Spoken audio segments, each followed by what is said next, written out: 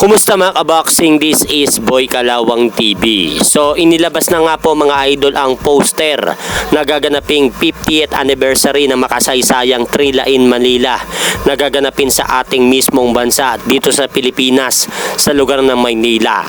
At nakalagay nga po sa poster na yan mga idol ang larawan ni WBC World Minimum Weight Champion Melvin Jerusalem at former WBC Featherweight Champion Mark Magnifico Magsayo.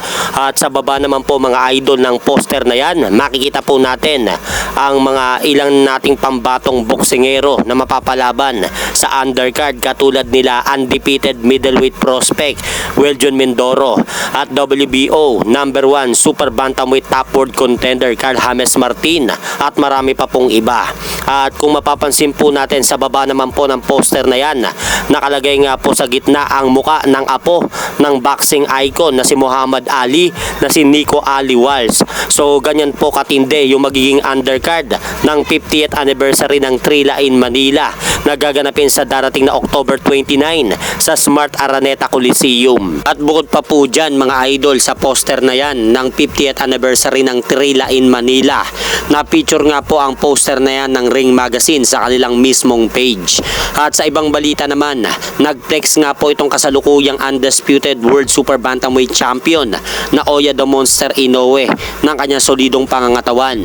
Dahil ayon nga po dito sa report na inilabas ng Ring Magazine mga idol, nakahanda na daw itong katawan ni Naoya Inoue sa kanyang darating na laban sa September 14 kontra kay former WBA at IBF World Super Bantamweight Champion Murodjon Akhmadaliev.